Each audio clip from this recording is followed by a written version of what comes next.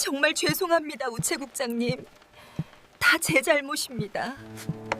깨끗한 정장을 입은 여자가 작은 시골 우체국장 앞에서 고개를 깊이 숙이고 있었죠.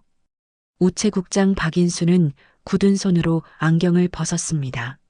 눈가에는 오래된 후회와 안도의 빛이 동시에 어렸습니다. 도대체 시골 우체국장은 무엇을 숨겨둔 걸까요? 그리고 왜 명문대 교수는 이 작은 우체국에서 울고 있었던 걸까요? 이야기 시작 전 구독과 좋아요를 눌러주시면 더 좋은 사연을 만드는데 큰 도움이 됩니다. 초겨울, 이른 어둡밤이었습니다. 비는 굵게 내리고 있었고 시골 마을의 가로등은 하나둘씩 깜빡이며 빛을 줄여가고 있었죠. 좁은 버스 정류장 앞에 검은 승용차가 멈춰 섰습니다. 차 안에서 여자가 내렸어요. 트렌치코트 깃을 세운 채 작은 우산을 펼쳤습니다. 이서연, 명문대에서 교육사회학을 가르치는 40대 교수였습니다. 여기가 성두리 우체국. 내비게이션 화면에는 성두리 우체국 폐국 예정이라는 작은 글씨가 떠 있었습니다. 화면 위로 빗방울이 줄줄 흘러내렸죠.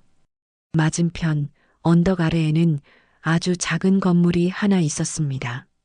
빨간 우체통이 삐뚤게 서 있고 성두리 우체국이라는 간판은 색이 반쯤 벗겨져 있었어요. 창문에서는 오렌지빛이 희미하게 새어나왔습니다. 서연은 한숨을 쉬었어요. 현장 조사만 하고 바로 올라가자.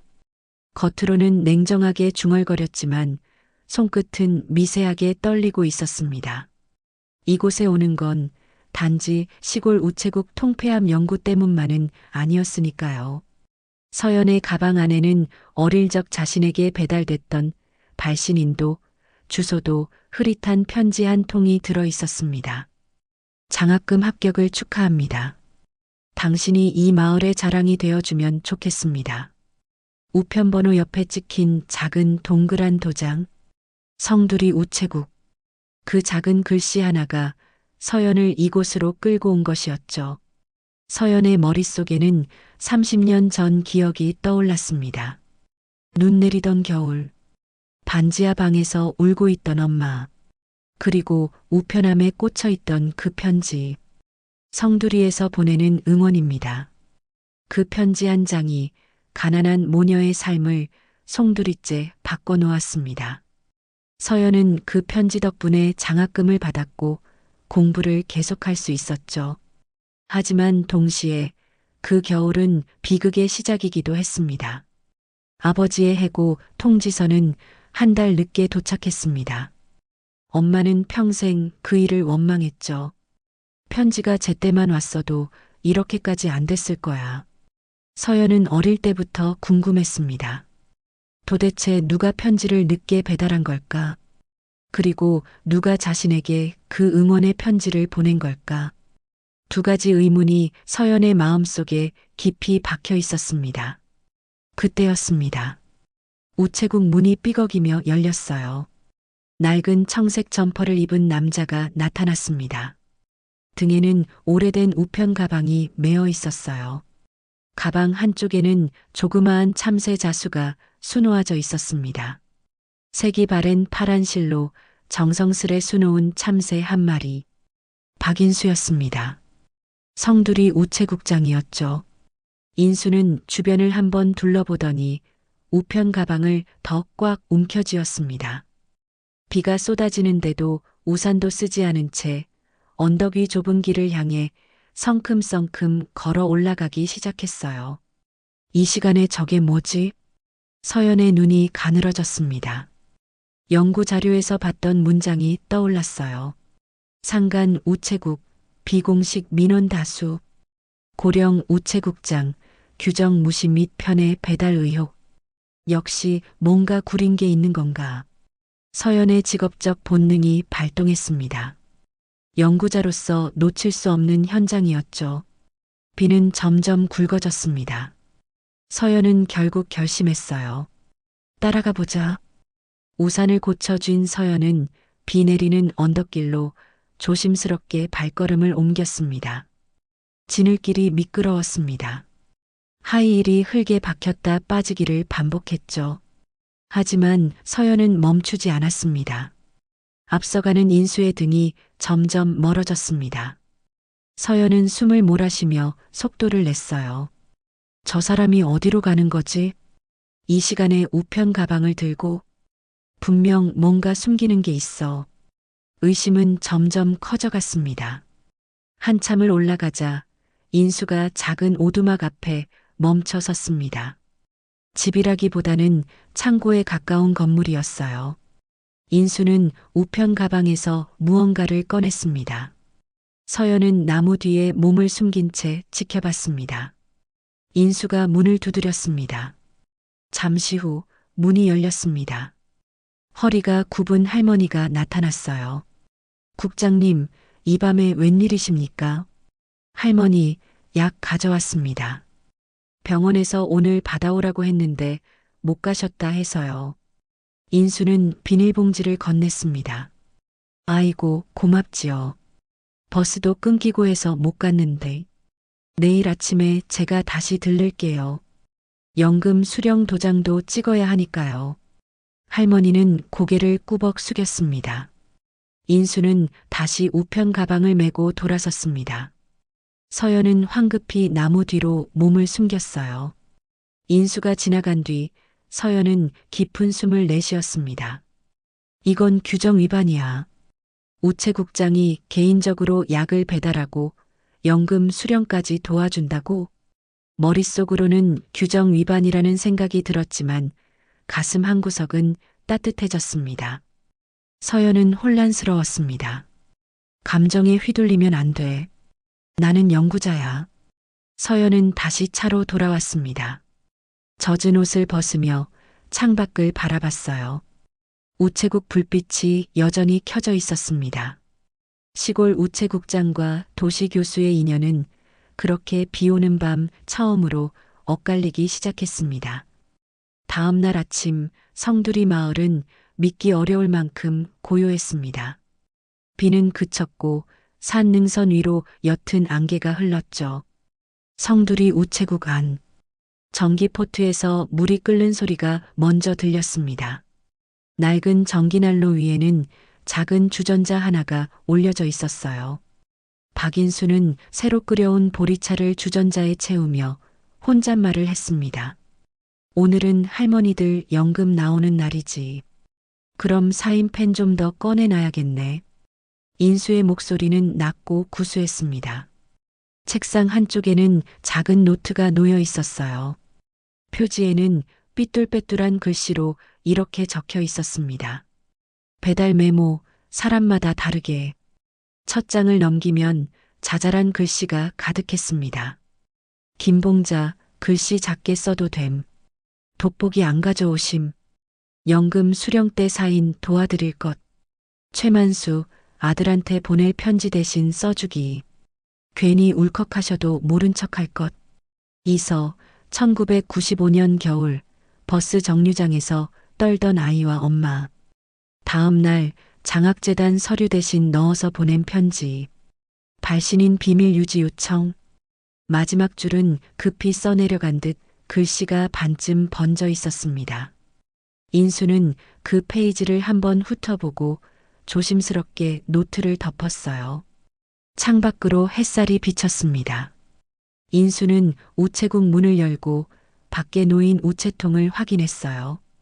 빨간 우체통 안에는 편지 몇 통이 들어 있었습니다. 하나하나 꺼내며 주소를 확인했죠. 이건 면사무소, 이건 보건소.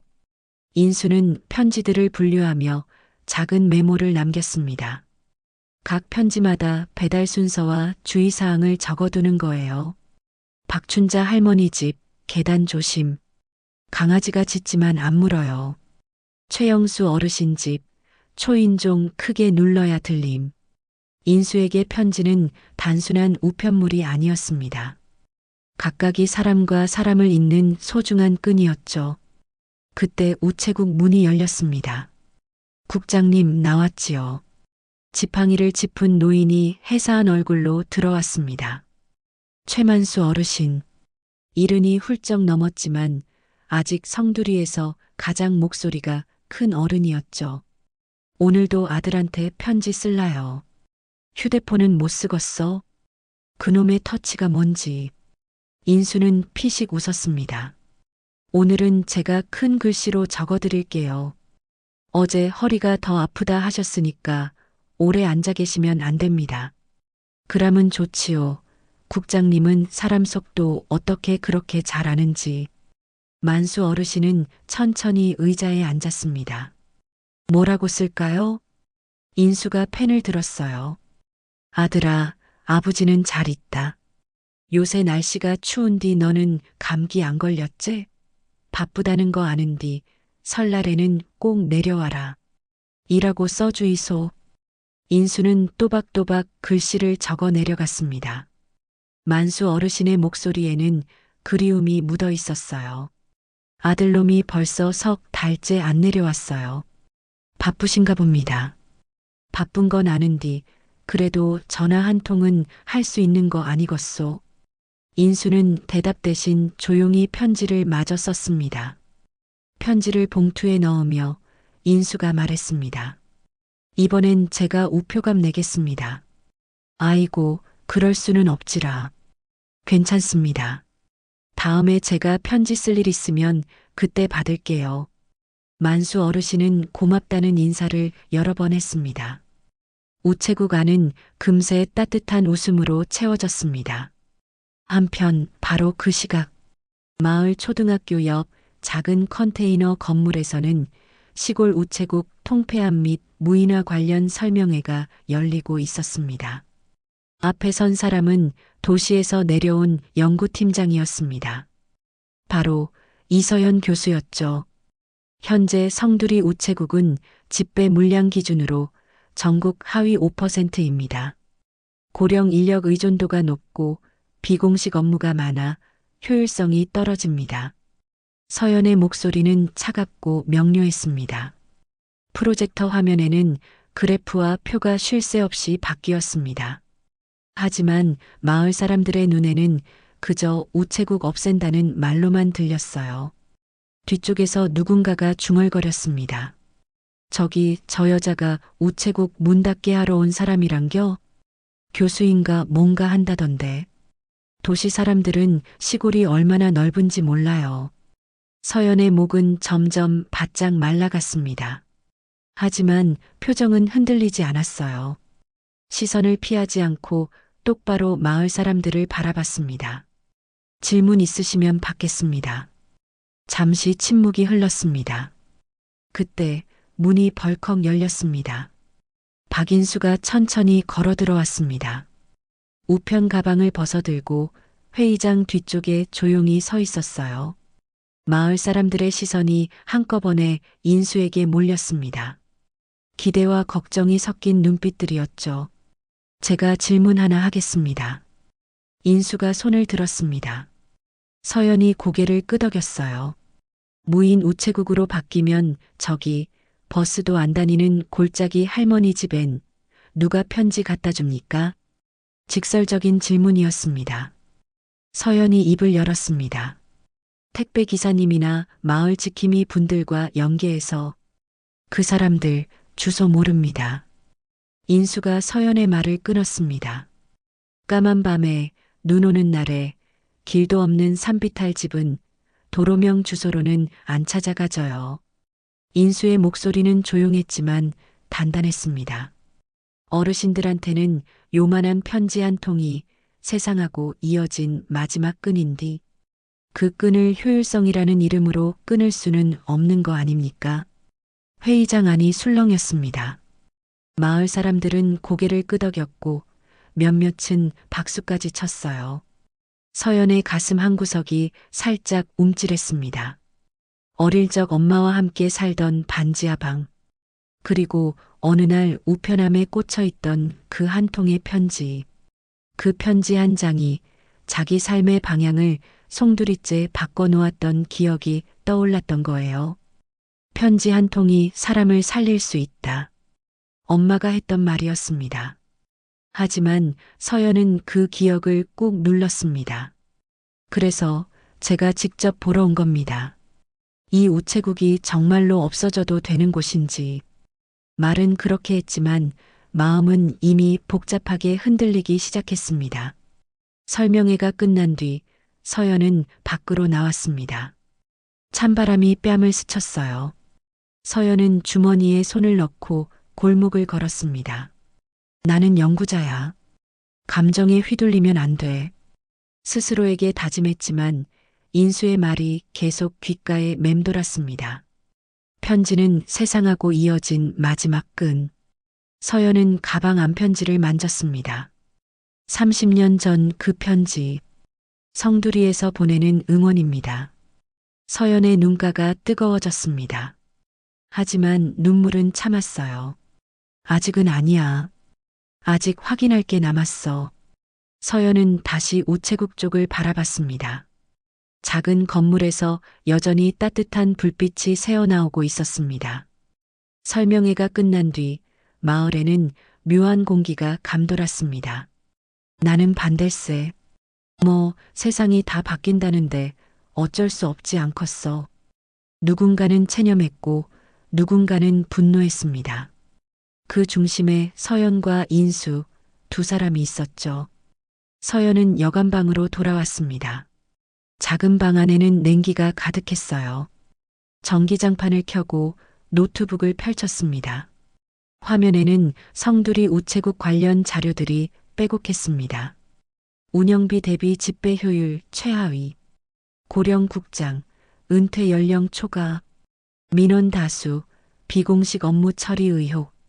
숫자로만 보면 명확했습니다. 이 우체국은 폐쇄되어야 마땅했죠. 하지만 서연의 손은 키보드 위에서 멈춰 있었습니다. 오늘 본 장면들이 자꾸 떠올랐어요.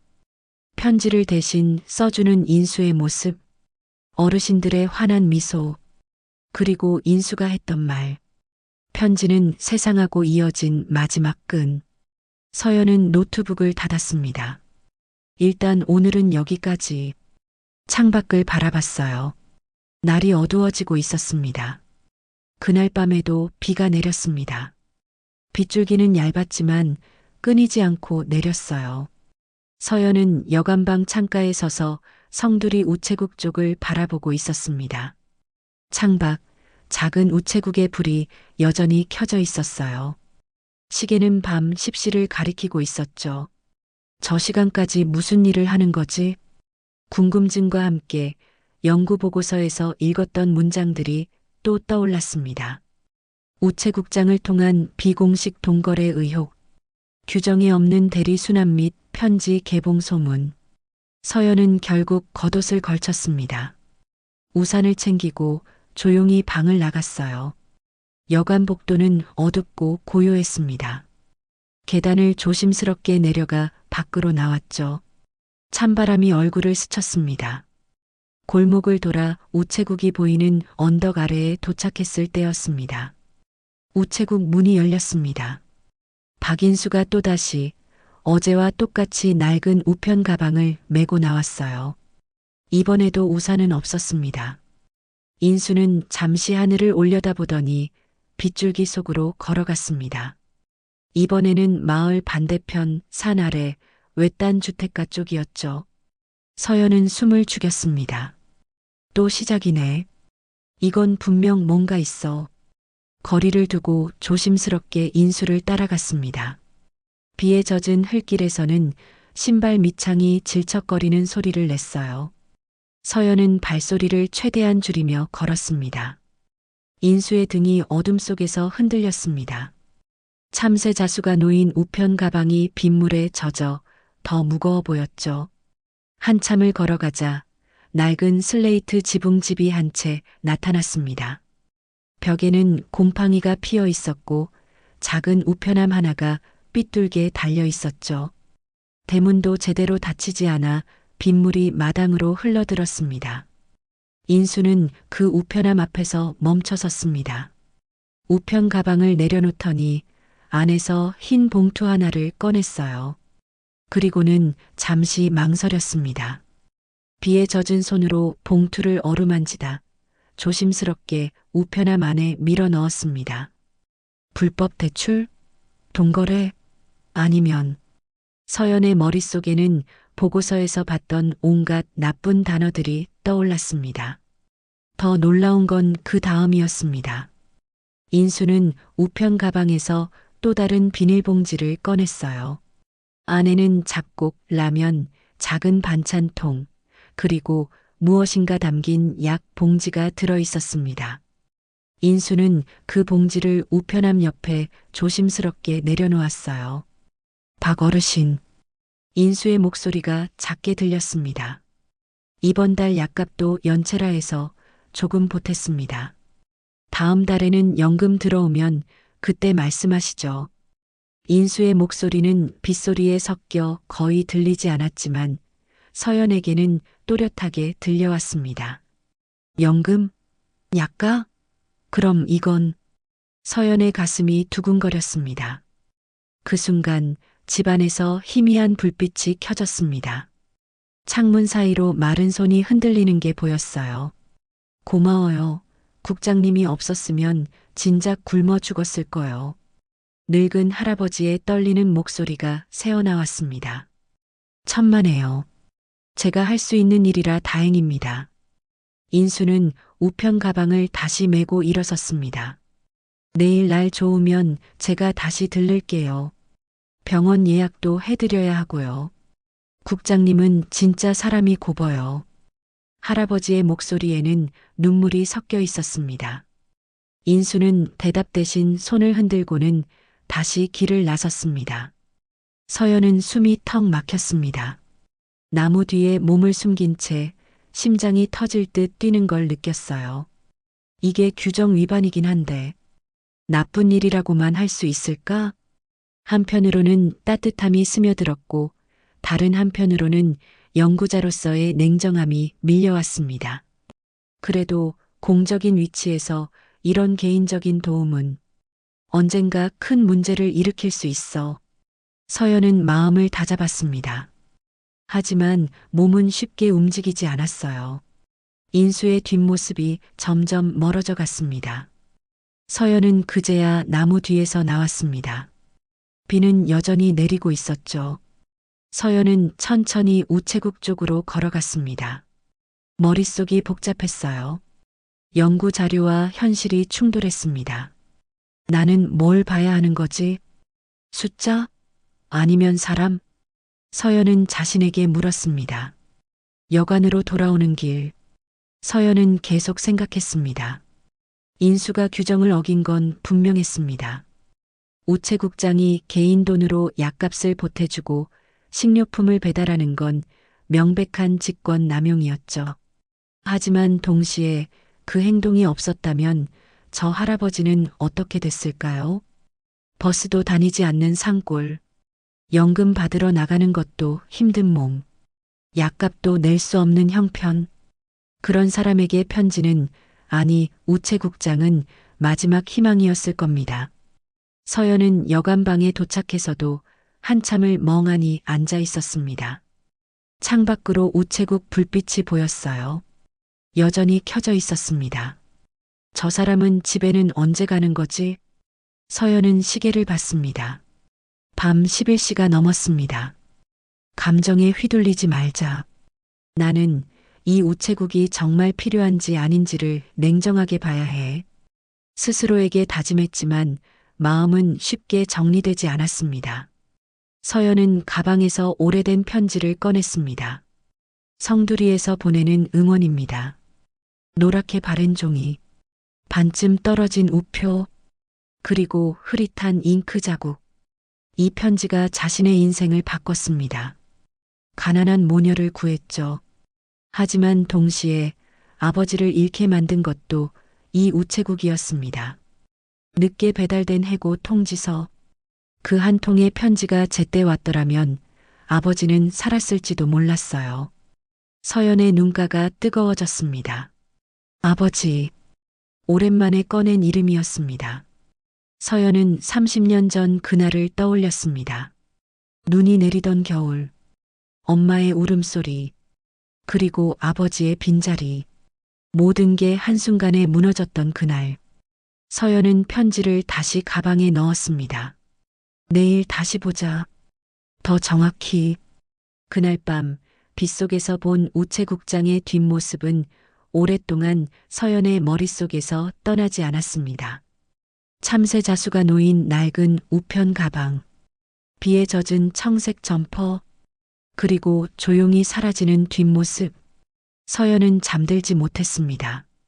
창밖을 바라보며 밤을 지새웠죠. 우체국 불빛이 꺼진 건 새벽 1시가 넘어서였습니다. 저 사람은 매일 저렇게 사는 건가?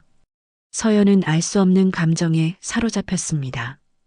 다음 날 오후, 성두리 우체국 안은 평소보다 더 조용했습니다. 마을 어르신들은 비 그친 틈을 타 밭일을 나갔고 아이들은 학교에 있었죠. 서연은 일부러 점심시간을 노려 우체국으로 향했습니다. 작은 골목을 지나 우체국 앞에 도착했어요. 빨간 우체통이 햇살에 반짝였습니다. 서연은 심호흡을 하고 문을 열었습니다. 안녕하세요. 문을 열자 종이 타는 잔향과 오래된 나무 냄새가 섞인 공기가 훅 하고 밀려왔습니다. 박인수는 고개를 들었어요. 아, 교수님이시지요. 어제 설명에 수고하셨습니다. 인수의 얼굴에는 피곤함이 역력했습니다. 눈 밑에 다크서클이 깊게 패여 있었죠. 서연은 미소를 지어 보였습니다. 조금 둘러봐도 될까요? 현장 조사를 겸해서요. 예, 마음껏 보셔요. 여기 숨겨놓을 건 딱히 없습니다. 말은 그렇게 했지만 인수의 눈빛에는 어딘가 불안이 스쳤습니다. 서연은 우체국 안을 천천히 둘러보았습니다. 낡은 저울 하나, 우표가 가지런히 정리된 서랍, 오래된 달력이 걸린 벽, 그리고 벽 한쪽에는 이런 문장이 적힌 포스터가 붙어 있었어요. 편지는 사람을 살립니다. 손글씨로 쓴 듯한 글씨체였습니다. 이 문구 직접 고르셨어요? 서연이 묻자 인수가 쑥스러운 듯 웃었습니다. 예. 예전에 누군가에게 한 통의 편지가 참 큰 힘이 됐던 걸 본 적이 있어서요. 누군가요? 그건 나중에 이야기할 수 있으면 좋겠네요. 애써 넘기려는 기색이 역력했습니다. 서연은 더 묻지 않았어요. 대신 우체국 안을 계속 둘러봤습니다. 카운터 위에는 연필들이 꽂힌 펜꽂이, 낡은 계산기 하나, 그리고 작은 화분에 심긴 선인장. 모든 게 오래되고 낡았지만 정갈했습니다. 먼지 하나 없이 깨끗하게 관리되고 있었죠. 그때 전화벨이 울렸습니다. 인수는 황급히 전화를 받았어요. 예, 성두리 우체국입니다. 아, 군청이요? 예. 지금요? 알겠습니다. 바로 가겠습니다. 인수는 전화를 끊고 서연을 향해 말했습니다. 잠깐 군청에 다녀와야 해서요. 문은 곧 닫겠습니다만 혹시 더 보실 게 있으면 10분만 둘러보세요. 저기 안쪽 문만 건드리지 않으시면 됩니다. 인수는 서둘러 점퍼를 챙겼습니다. 우편 가방은 두고 갔어요. 문이 닫히는 소리가 들렸습니다. 우체국 안에는 서연 혼자 남았습니다. 정막이 내려앉았습니다. 시계 초침 소리가 또렷하게 들릴 정도로요. 째깍, 째깍, 째깍. 서연은 조심스럽게 카운터 뒤쪽을 바라보았습니다. 작은 책상 위에 어제 살짝 보았던 그 노트가 놓여 있었어요. 배달 메모, 사람마다 다르게. 잠시 망설였습니다. 안쪽 문만 건드리지 말라 했지, 노트 보지 말라고는 안 했잖아. 연구자로서의 호기심이 발동했습니다. 아니, 그보다는 개인적인 궁금증이 더 컸죠. 서연은 결국 노트를 집어들었습니다. 조심스럽게 첫 장을 넘겼어요. 자잘한 글씨들이 시선을 사로잡았습니다. 1993년 8월 2일 산비탈 집 할머니, 폭우로 길 끊겨서 이틀 늦게 배달. 그래도 찾아와줘서 고맙다는 말씀 잊지 말 것. 1994년 10월 11일 도시로 떠난 아들한테 편지 쓰는 노인들, 받는 사람 주소 잘못 써도 혼내지 말 것. 1995년 3월 20일 최만수 어르신, 아들 편지 대필. 올해로 5년째. 한 번도 답장 안 와도 계속 쓰심.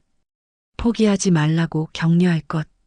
페이지를 넘길수록 이 노트가 단순한 업무 기록이 아니라 사람 기록이라는 사실이 드러났습니다. 각 페이지마다 사연이 있었어요. 누구는 돋보기가 없어서 글씨를 못 읽고, 누구는 손이 떨려서 도장을 못 찍고, 누구는 주소를 잘못 써서 편지가 돌아오곤 했죠. 인수는 그 모든 걸 기록하고 있었습니다. 그리고 각 사람마다 어떻게 도와줘야 하는지 적어뒀어요. 서연의 손이 페이지를 넘겼습니다. 그러다 한 페이지에서 서연의 눈이 멈췄습니다. 1995년 12월 10일 눈 오는 날. 날짜를 본 순간 서연의 심장이 멎는 듯 했습니다. 버스 정류장 아래 젖은 담요 속 아기와 떨고 서 있던 젊은 엄마 발견. 지갑에 든 돈, 내 월급에서 조금 떼어서 장학재단 서류와 함께 보냈음. 발신인 숨겨달라는 요청받고 우체국장 이름 대신 그냥 성두리에서 보내는 응원이라고 적어 넣음. 편지는 사람을 살릴 수 있다고 오늘 처음으로 믿어봄. 그 아래에는 작은 글씨로 이렇게 적혀 있었습니다. 그 아이가 잘 자라길. 그 엄마가 힘내길. 내가 할 수 있는 건 여기까지. 서연의 손이 떨렸습니다. 노트가 손에서 미끄러질 뻔했어요. 날짜, 상황, 표현. 너무도 익숙했습니다. 1995년 12월 10일. 눈 오는 날. 젖은 담요 속 아기. 그게 바로 자신이었습니다. 어릴 적 엄마가 해주던 이야기와 완벽하게 일치했어요. 그날 눈이 너무 많이 왔어. 버스도 끊기고 갈 데도 없었지. 내가 너무 떨어서 담요로 꽁꽁 싸맸는데 그때 우체국장님이 지나가시더라. 그분이 우리를 도와주셨어. 엄마의 목소리가 귓가에 생생하게 들렸습니다. 서연은 가방을 열어 오래된 편지 한 통을 꺼냈습니다. 노랗게 바랜 봉투. 우표는 반쯤 떨어져 나가 있었지만 우편 번호 옆 도장은 분명했습니다. 성두리 우체국. 그리고 아래 작은 글씨. 성두리에서 보내는 응원입니다. 가슴이 쿵 내려앉는 듯 했습니다. 그럼 그때 우리 집으로 온 그 편지를 보낸 사람이. 서연의 목소리가 떨렸습니다. 노트와 편지를 번갈아 보며 사실을 받아들이려 했어요. 30년 동안 궁금했던 발신인. 자신의 인생을 바꾼 그 사람. 바로 이 작은 시골 우체국장이었습니다. 바로 그때였습니다. 교수님. 문 쪽에서 낮은 목소리가 들렸습니다. 박인수가 우두커니 서 있었습니다. 언제 돌아온 건지 눈빛이 어딘가 복잡했어요. 손에는 서류 봉투를 들고 있었습니다. 그 노트 보셨네요? 인수의 목소리에는 체념이 섞여 있었습니다. 서연은 얼어붙은 얼굴로 고개를 들었습니다. 노트와 편지, 그리고 우체국장이 하나의 선으로 이어지기 시작한 순간이었습니다. 이게. 서연은 편지를 들어보였습니다. 국장님이 보낸 거죠? 인수는 대답 대신 천천히 고개를 끄덕였습니다. 우체국 안공기가 무거워졌습니다. 30년의 시간이 한순간에 무너지는 듯 했습니다. 우체국 안공기가 싸늘해졌습니다. 서연은 천천히 편지를 내려놓았습니다. 목이 바짝 말라 있었지만 말을 꾹꾹 짜내듯 꺼냈어요. 이 편지, 국장님이 보낸 거죠? 박인수는 잠시 침묵했습니다. 마치 오래된 상자를 열어야 하는 사람처럼 숨을 깊게 들이켰어요. 예, 제가 보냈습니다. 짧은 대답이었지만 그 안에는 수십 년의 시간이 담겨 있는 듯 했습니다. 서연의 눈에서 눈물이 흘러내렸습니다. 참으려 했지만 참을 수 없었어요. 30년 동안 품었던 궁금증, 그 답을 찾은 순간이었죠. 왜 발신인도 안 적고 이상한 문장만 남겼어요? 서연의 목소리가 떨렸습니다. 인수는 카운터에 기대섰습니다. 무릎에 힘이 빠지는 듯 했어요. 그냥 이름을 밝히고 싶지 않았습니다. 당신 어머니께서도 그렇게 부탁하셨고요. 내가 이 편지 때문에 서울로 갔고 학비를 낼 수 있었고 지금 이렇게 교수가 될 수 있었어요. 서연의 말이 이어졌습니다. 근데 아버지는 서연은 숨을 크게 들이켰어요. 그 겨울에 죽었습니다. 인수의 얼굴이 굳어졌습니다. 그건 무슨 말씀이십니까? 아버지 해고 통지서가 한 달 늦게 도착했거든요. 서연의 목소리에 분노가 섞이기 시작했습니다. 엄마가 그러더군요. 편지가 제때만 왔어도 그렇게까지 막다른 골목으로 몰리진 않았을 거다. 인수는 두 손으로 카운터를 꽉 잡았습니다. 관절이 하얗게 질렸어요. 그래서 어릴 때부터 생각했어요. 우리 집 우편을 책임지는 어딘가의 누군가가 우리 삶을 망쳤다고. 서연의 눈가에 눈물이 계속 맺혔습니다. 혹시 그게 국장님이었나요? 질문은 칼날처럼 날카로웠습니다. 인수는 천천히 고개를 끄덕였습니다. 맞습니다. 그 한마디가 우체국 안을 얼어붙게 만들었습니다. 그해 겨울 폭설이 심해서 우체국으로 들어오는 우편이 며칠씩 밀렸습니다. 인수가 말을 이었습니다. 당신 아버님 이름이 적힌 해고 통지서도 분명 제 손을 거쳤을 겁니다. 인수의 목소리가 떨렸습니다. 그 편지 제가 눈길 피한다고 하루 이틀씩 뒤로 미뤘습니다. 뭐라고요? 서연의 목소리가 커졌습니다. 이런 소식은 조금 늦게 가도 되겠지. 그렇게 제 멋대로 판단했어요. 인수는 고개를 숙였습니다. 저는 그때 너무 어렸습니다. 우체국장이 된 지 1년도 안 됐을 때였죠. 편지 한 통이 사람 인생에 얼마나 큰 영향을 미치는지 몰랐습니다. 서연의 세계가 흔들렸습니다. 손에 쥔 편지가 구겨졌어요. 그러니까 당신이 우리 아버지한테 제일 먼저 가야 했던 편지를 늦게 준 거라고요? 예. 인수의 대답은 짧았지만 명확했습니다. 서연은 크게 웃음이 났습니다. 하지만 그 웃음에는 눈물이 섞여 있었어요. 나중에야 들었어요. 해고 통지받고 2주일 만에 서울에서 사고가 났다는 걸. 인수의 눈가도 붉어졌습니다. 신문에서 봤습니다. 건설 현장 사고. 이름을 보고 그게 그분인지 확인했죠. 확인하고 나서요? 서연이 물었습니다. 그 뒤로 저는 인수는 잠시 말을 멈췄습니다. 어느 누구의 편지도 제멋대로 늦추지 않겠다고 맹세했습니다. 아무리 나쁜 소식이라도 제때 전해야 한다고요. 그래서 30년 동안 이렇게 살았다고요? 서연의 목소리에는 비웃음이 섞였습니다. 밤늦게까지 일하고 산길 걸어다니고 어르신들 편지 대신 써주고 그게 속죄라고요? 아닙니다. 인수가 고개를 저었습니다. 속죄가 될 수 없다는 걸 압니다. 하지만 제가 할 수 있는 건 이것뿐이었어요. 서연의 가슴 속에서 오래 묵은 분노가 치밀어 올랐습니다. 30년 동안 쌓여온 감정이었죠. 그럼 이 편지는요? 서연은 장학금 합격 통지서를 번쩍 들어 보였습니다. 이 편지도 국장님 마음대로 보낸 건가요? 우리 형편 보다가 불쌍해서요? 죄책감 좀 덜어보려고요? 아닙니다. 인수의 목소리가 단호해졌습니다. 그날 버스 정류장 아래에서 젖은 담요 속에 아기와 울고 있던 엄마를 봤습니다. 당신이었겠지요. 인수는 천천히 말을 이었습니다. 어디 갈 때는 있냐고 물으니 그 엄마가 그러더군요.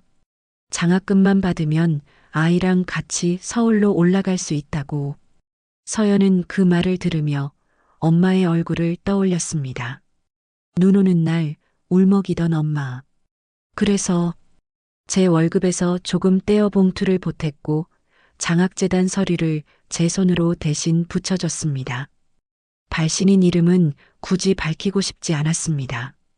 그저 성두리에서 누군가가 응원해준다는 사실만 전해지면 됐으니까요. 인수의 목소리에는 진심이 담겨 있었습니다.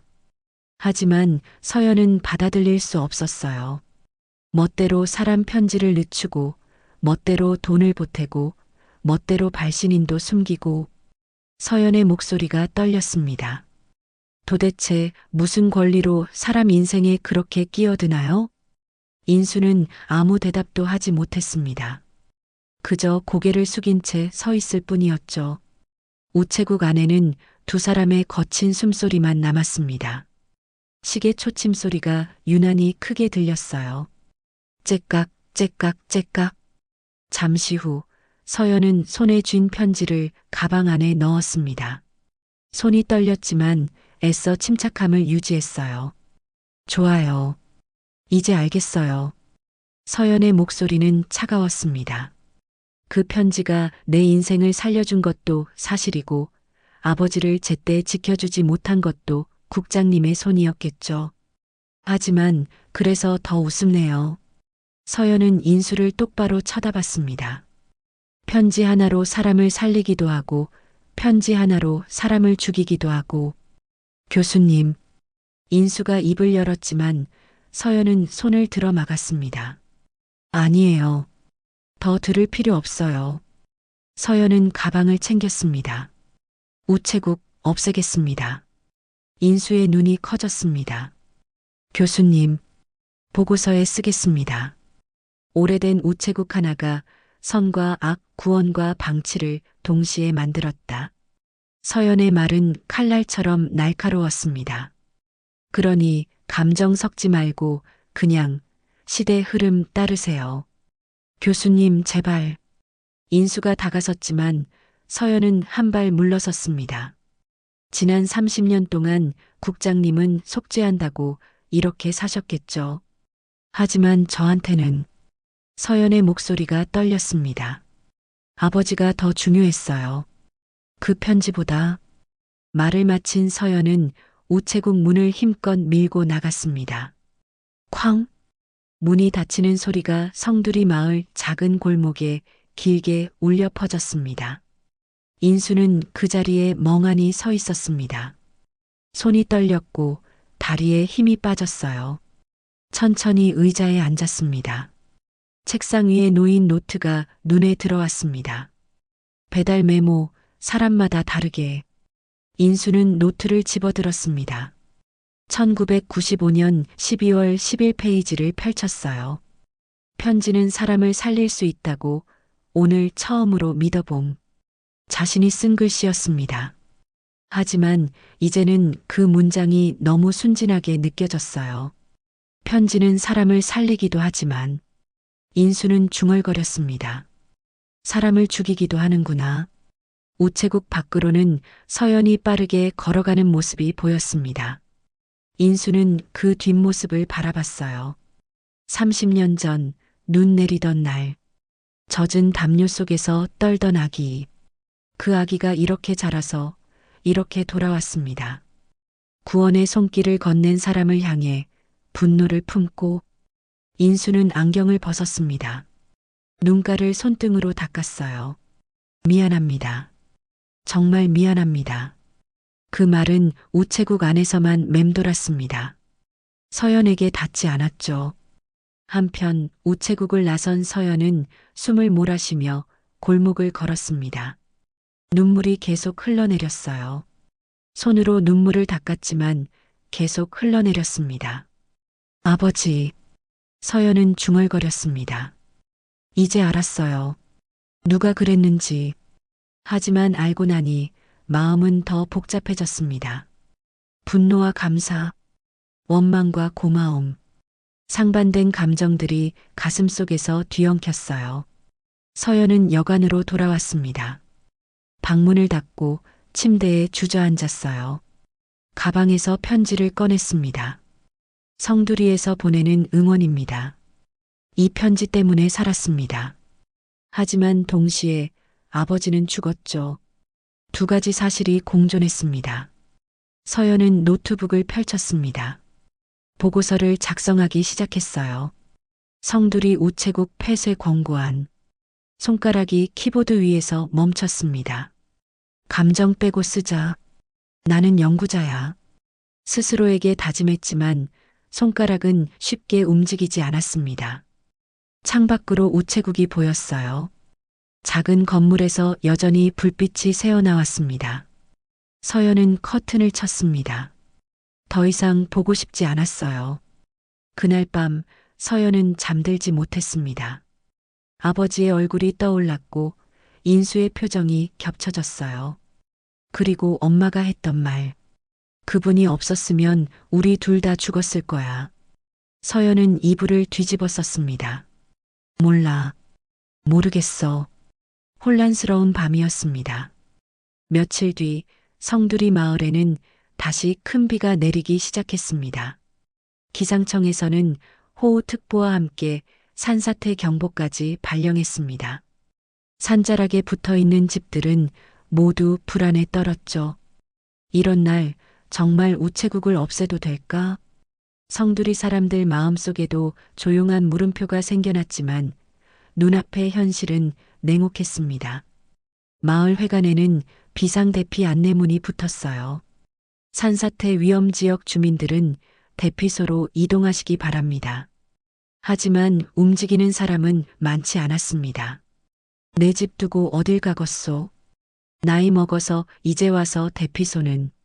어르신들은 자리를 지켰습니다. 그 사이 군청에서는 통폐합 계획을 서두르고 있었습니다. 회의실 안 정장을 입은 공무원 몇 명이 앉아 있었어요. 성두리 우체국 건물, 민간 물류센터로 매각하면 예산 절감 확실합니다. 한 공무원이 서류를 넘기며 말했습니다. 옆에 앉은 사람이 고개를 끄덕였어요. 양복 차림의 중년 남자였습니다. 물류업체 대표였죠. 그 늙은 국장만 빼면 되지요. 전보 발령 내버리면 끝 아닙니까? 그렇게 하겠습니다. 두 사람은 웃으며 악수했습니다. 그 대화 내용은 당연히 성두리 마을에까지는 전해지지 않았습니다. 하지만 박인수에게는 전보 발령 공문이 도착했습니다. 흰 봉투 안에 들어 있었어요. 다음 달 1일자로 집배센터 지원 근무 발령. 종이를 내려다보던 인수의 손이 미세하게 떨렸습니다. 이 나이에 도시 집배센터라. 인수는 한숨을 쉬었어요. 30년 동안 지켜온 자리였습니다. 이제 떠나야 하는 순간이 온 거죠. 인수는 우체국 안을 둘러봤습니다.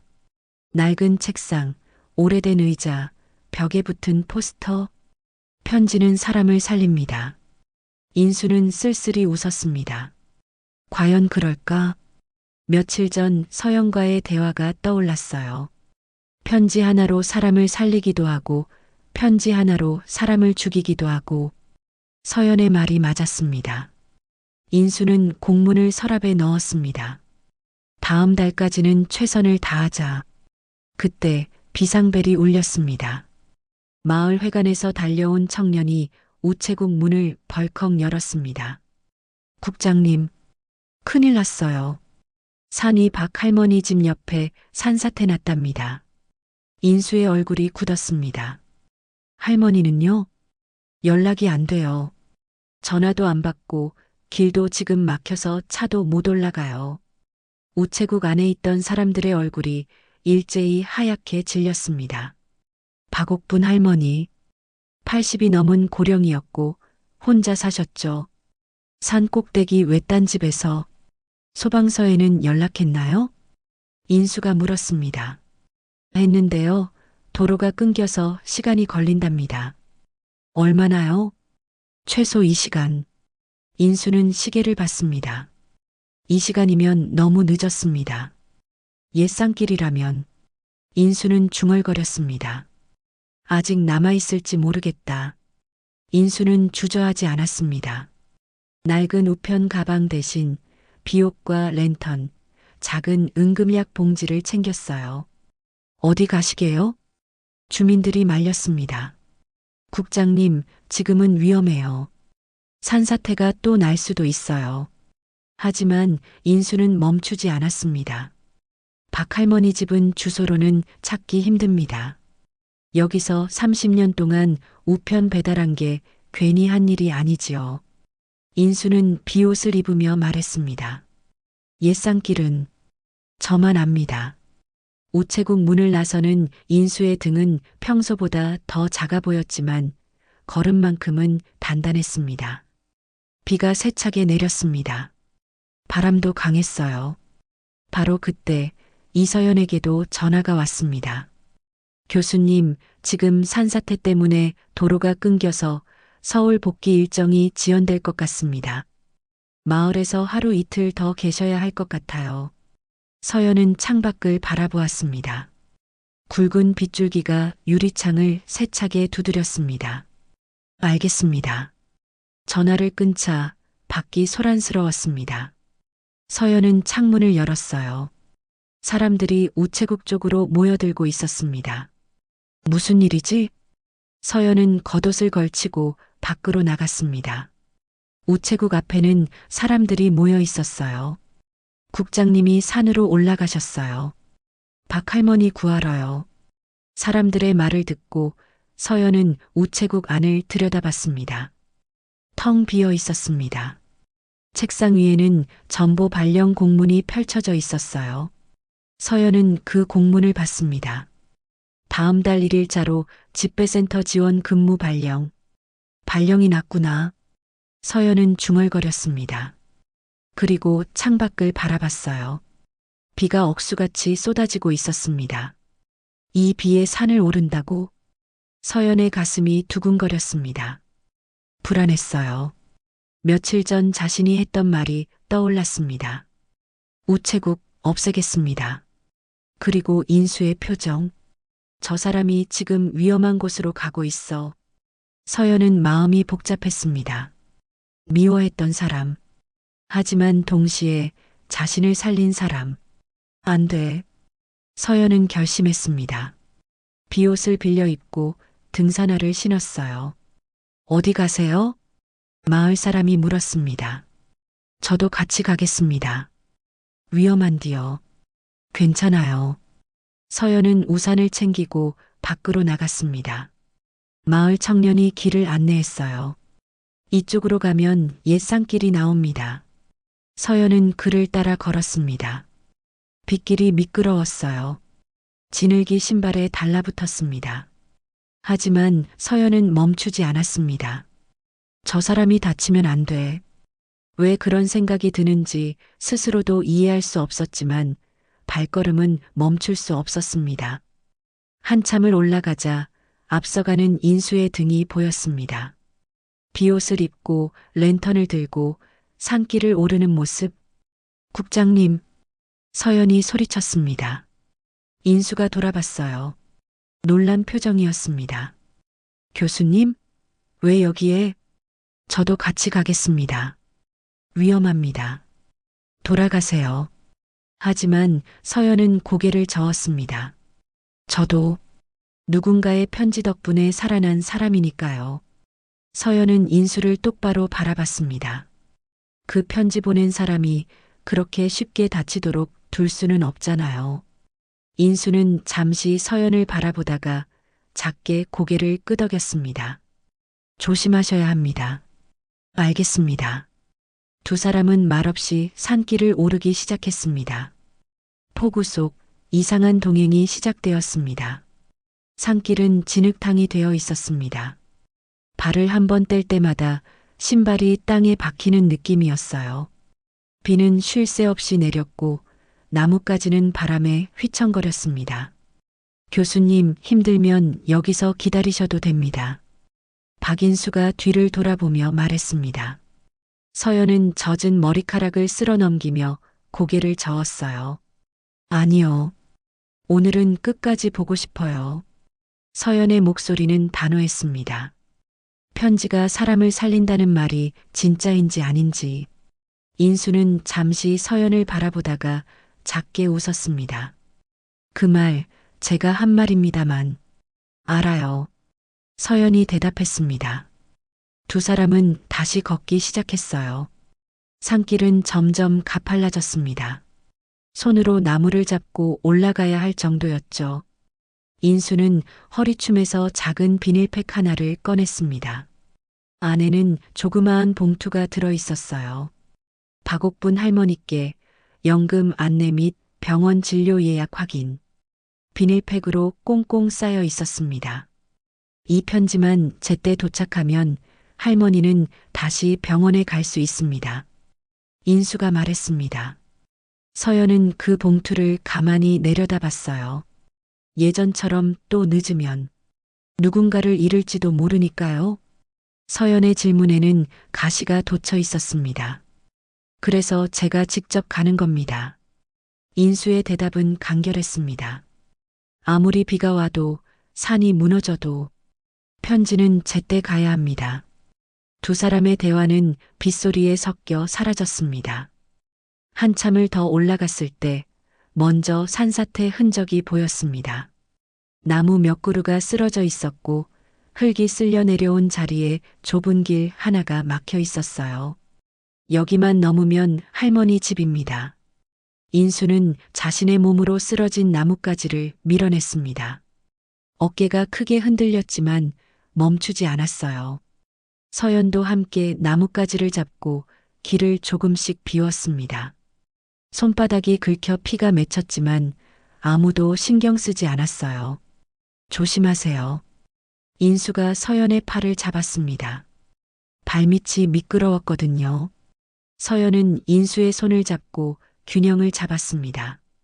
순간 30년 전이 떠올랐어요. 눈 오는 날 버스 정류장에서 엄마의 손을 잡고 떨던 자신, 그리고 따뜻한 손을 내밀었던 누군가. 그게 이 사람이었구나. 서연의 가슴이 뭉클해졌습니다. 됐습니다. 이제 갈 수 있어요. 인수가 말했습니다. 길이 열렸어요. 두 사람은 다시 걸었습니다. 빗줄기가 약해지는 듯 했지만 여전히 거셌습니다. 드디어 낡은 슬레이트 지붕집이 나타났습니다. 작은 오두막 같은 집이었어요. 창문은 깨져 있고 담벼락은 무너져 있었습니다. 할머니, 인수가 문을 두드렸습니다. 대답이 없었어요. 할머니, 인수가 다시 소리쳤습니다. 여전히 대답이 없었습니다. 서연의 얼굴이 창백해졌어요. 설마, 인수는 문을 밀었습니다. 잠겨 있지 않았어요. 문이 삐걱거리며 열렸습니다. 집 안은 어두웠습니다. 랜턴 불빛을 비추자 구석에 누워있는 할머니가 보였어요. 할머니, 인수가 달려갔습니다. 할머니는 눈을 감고 있었어요. 인수는 할머니의 손목을 잡았습니다. 맥박이 약하게 뛰고 있었습니다. 살아계십니다. 인수가 안도의 한숨을 쉬었어요. 서연도 다가왔습니다. 의식은요? 없는 것 같습니다. 약을 못 드신 것 같아요. 인수는 가방에서 응급약을 꺼냈습니다. 물 좀 찾아주시겠습니까? 서연은 부엌으로 갔습니다. 낡은 주전자에 물이 조금 남아 있었어요. 컵에 따라왔습니다. 인수는 할머니를 조심스럽게 일으켰습니다. 할머니, 저예요. 박 국장. 약을 물에 타서 할머니 입에 넣어줬어요. 천천히 삼키게 했습니다. 잠시 후 할머니의 눈이 조금씩 떠졌습니다. 국장님? 희미한 목소리였습니다. 예, 저예요. 괜찮으세요? 몸이 안 움직여서 누워 있었어요. 할머니의 목소리가 떨렸습니다. 약은 어제 떨어졌고 전화도 안 터지고 이제 괜찮습니다. 제가 왔으니까요. 인수는 할머니의 손을 꼭 잡았습니다. 서연은 그 모습을 바라봤어요. 가슴 한구석이 뜨거워졌습니다. 인수는 가방에서 봉투를 꺼냈습니다. 비닐팩에 쌓인 편지였어요. 할머니, 병원 예약 확인서입니다. 이거 꼭 들고 가셔야 됩니다. 할머니는 봉투를 받아들었습니다. 손이 떨렸지만 꽉 쥐었어요. 고마워요. 국장님이 없었으면 나는 여기서 말을 잇지 못했습니다. 천만에요. 이게 제 일입니다. 인수는 미소 지었습니다. 그리고 내일 아침에 제가 다시 들를게요. 연금 수령 도장도 찍어야 하니까요. 국장님은 진짜 천사래요. 할머니의 눈에 눈물이 고였습니다. 서연은 그 장면을 보며 코끝이 찡해졌어요. 이게 편지의 힘인가? 단순히 종이 한 장이 아니었습니다. 그 안에 담긴 건 생명이었어요. 희망이었습니다. 세상과 이어진 마지막 끈. 인수는 할머니를 다시 눕히고 담요를 덮어줬습니다. 소방대가 곧 올 겁니다. 그때까지 기다리세요. 예. 할머니는 고개를 끄덕였습니다. 인수와 서연은 집 밖으로 나왔습니다. 비는 조금 약해졌지만 여전히 내리고 있었어요. 길을 내려오는 길. 서연이 먼저 입을 열었습니다. 국장님. 예, 교수님. 아버지 해고 통지서. 늦게 온 건 사실이겠죠.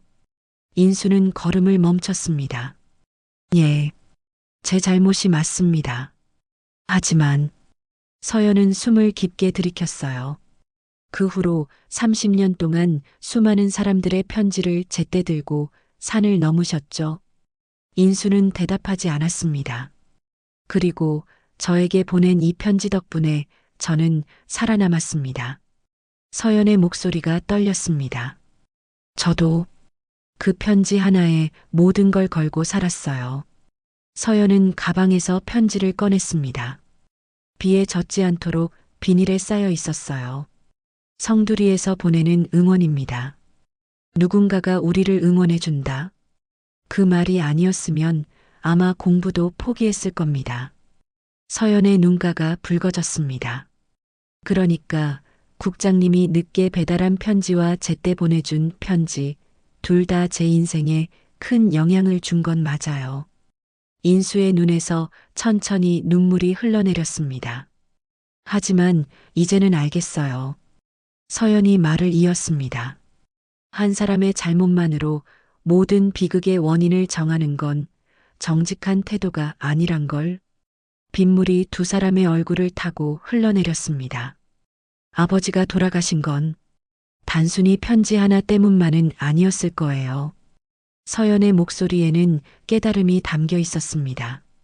경제 위기, 구조조정, 열악한 노동 환경, 여러 이유가 있었겠죠. 교수님, 인수가 입을 열었습니다. 하지만 제가 그 편지를 제때 전했더라면 조금이라도 달랐을지 모릅니다. 그럴 수도 있어요. 서연이 고개를 끄덕였습니다. 하지만 동시에 국장님이 보낸 편지가 없었으면 저는 지금 여기 없을 거예요. 서연은 인수를 똑바로 바라봤습니다. 그래서 우체국 통폐합 보고서 다시 쓰겠습니다. 인수의 눈이 커졌습니다. 효율성만 보는 게 아니라 이런 작은 우체국이 사람과 사람을 이어주는 마지막 끈이 될 수 있다는 것까지 다 적겠습니다. 교수님, 편지는 정말로 사람을 살립니다. 서연의 목소리는 확신에 차 있었습니다. 오늘 제가 직접 봤으니까요. 인수의 눈가에 눈물이 계속 흘렀습니다.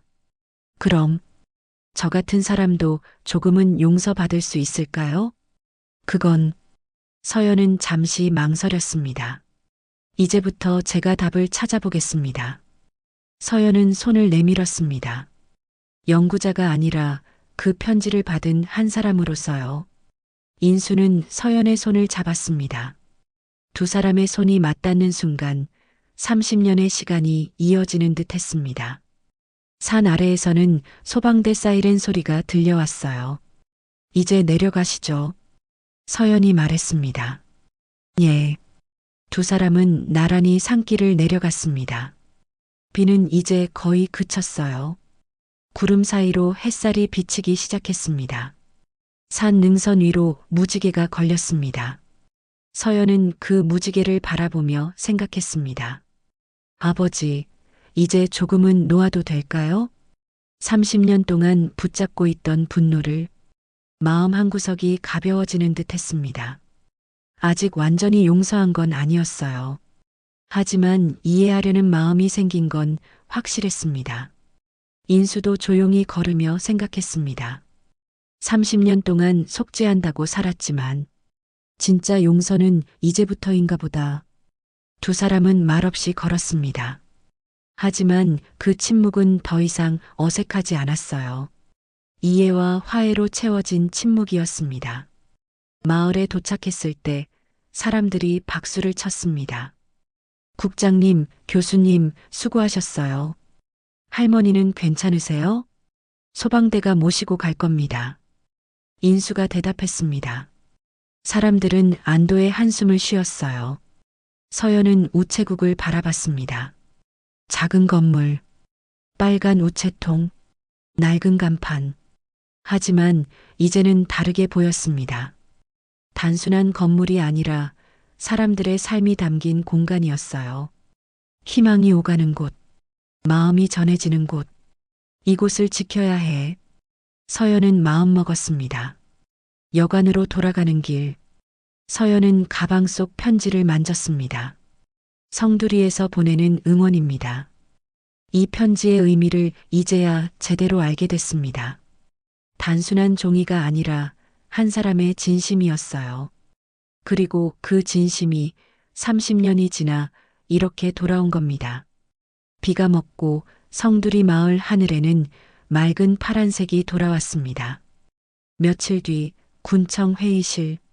결론적으로 말씀드리면 성두리 우체국은 단순한 비효율 기관이 아닙니다. 이서연 교수의 목소리는 또렷했습니다. 스크린에는 새로운 보고서가 띄워져 있었어요.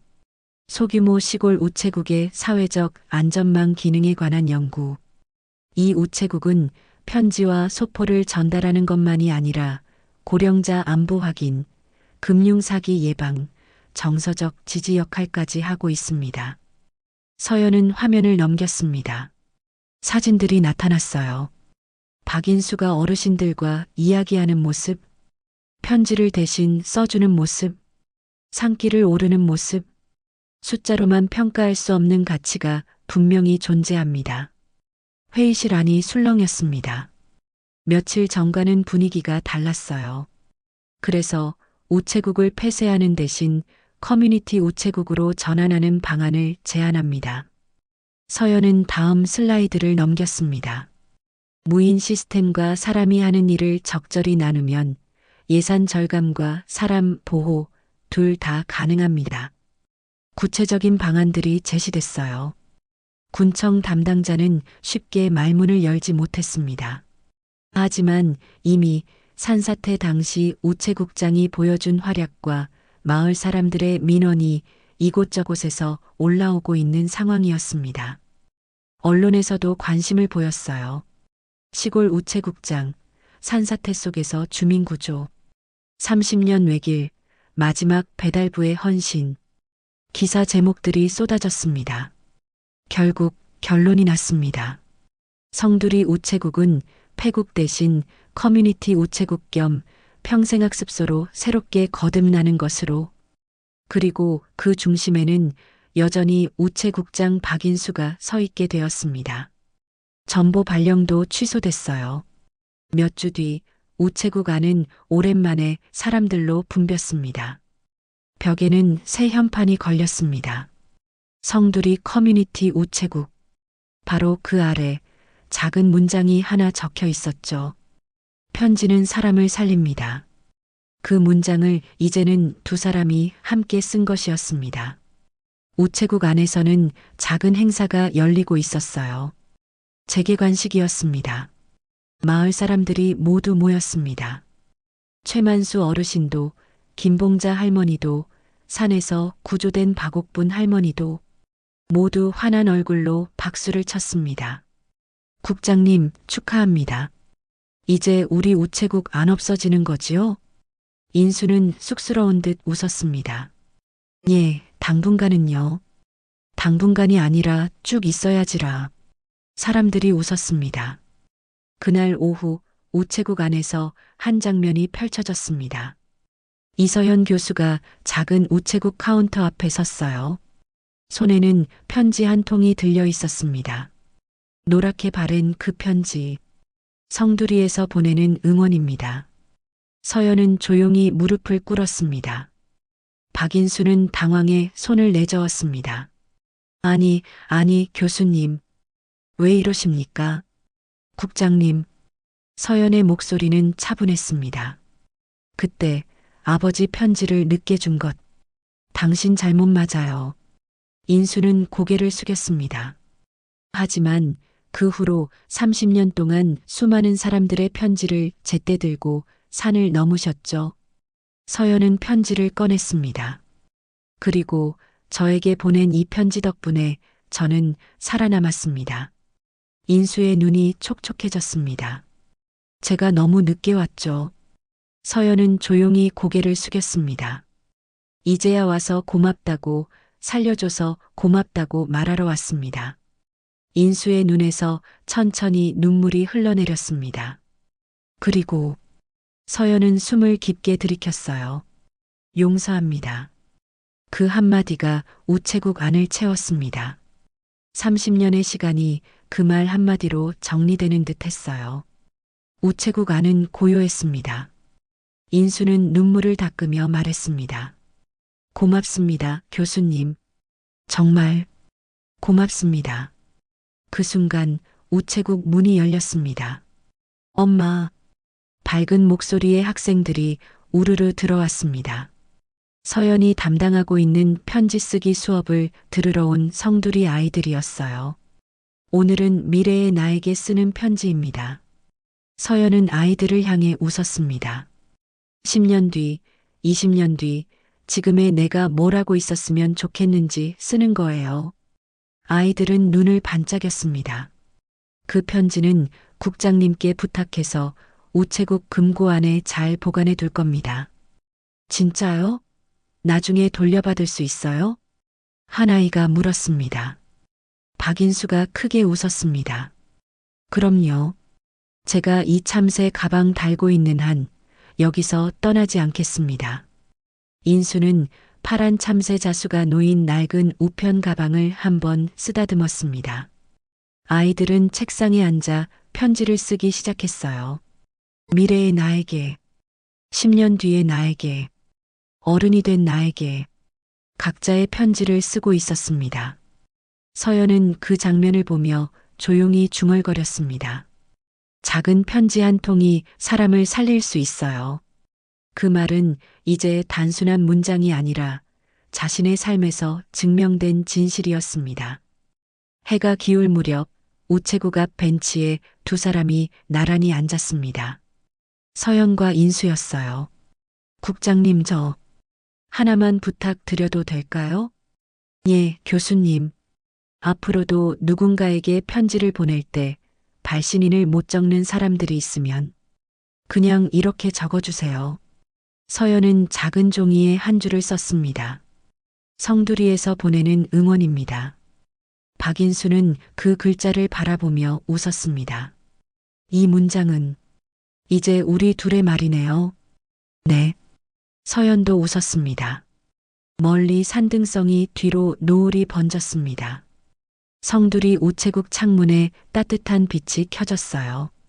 그 빛은 골목을 지나 아이들의 길도, 어르신들의 길도, 그리고 서울로 돌아갈 이서연 교수의 길도 조용히 비추고 있었습니다. 며칠 뒤 서연은 서울로 돌아갔습니다. 떠나기 전 우체국에 들렀어요. 인수는 평소처럼 편지를 정리하고 있었습니다. 잘 가십시오, 교수님. 국장님도 건강하세요. 서연은 가방에서 무언가를 꺼냈습니다. 작은 액자였어요. 안에는 30년 전 그 편지가 들어 있었습니다. 성두리에서 보내는 응원입니다. 이거 여기 두고 갈게요. 교수님의 소중한 편지인데요. 이제 이 편지는 저 혼자만의 것이 아니니까요. 서연은 미소 지었습니다. 이 우체국의 역사이기도 하니까요. 인수는 액자를 받아들었습니다. 잘 보관하겠습니다. 그리고 서연은 새 편지 한 통을 꺼냈습니다. 이건 엄마한테 보내는 편지예요. 부탁드려요. 인수는 편지를 받았습니다. 발신인 칸에는 이렇게 적혀 있었어요. 성두리에서 보내는 응원입니다. 엄마한테 말하고 싶어요. 우리를 도와준 사람을 찾았다고. 그리고 이제는 괜찮다고. 인수는 고개를 끄덕였습니다. 제가 꼭 전해드리겠습니다. 서연은 우체국을 나섰습니다. 버스 정류장으로 걸어가며 뒤를 돌아봤어요. 작은 우체국 간판이 보였습니다. 성두리 커뮤니티 우체국. 그리고 그 아래 편지는 사람을 살립니다. 서연은 미소 지었습니다. 버스가 도착했어요. 서연은 버스에 올라탔습니다. 창밖으로 성두리 마을이 점점 멀어졌습니다. 하지만 마음속에는 따뜻함이 남아 있었어요. 30년 만에 찾은 답. 그리고 30년 만에 푼 오해. 서연은 가방 속에서 노트를 꺼냈습니다. 새로운 연구 계획이 적혀 있었어요. 작은 우체국이 만드는 공동체의 가치. 이제 서연에게는 새로운 연구 주제가 생긴 겁니다. 단순히 효율성만 보는 게 아니라 사람과 사람을 잇는 가치를 연구하는 것. 그게 진짜 의미 있는 일이라는 걸 깨달았습니다. 한편 우체국 안. 인수는 액자를 벽에 걸었습니다. 편지는 사람을 살립니다. 포스터 옆에 두 문장이 나란히 걸렸어요. 인수는 그 모습을 바라보며 조용히 웃었습니다.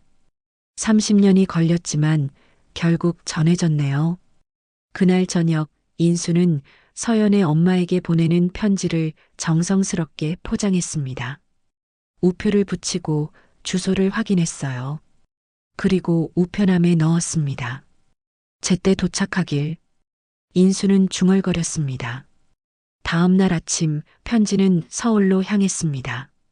성두리에서 보내는 응원을 담아서, 그리고 30년 전 그날의 진심을 담아서. 오늘 이야기는 여기까지입니다. 끝까지 시청해 주셔서 감사합니다. 오늘 이야기가 마음에 남았다면 구독과 좋아요를 눌러주시고 더욱 더 빠르게 새로운 이야기를 들어보세요. 당신의 작은 응원이 더 많은 이야기로 돌아옵니다.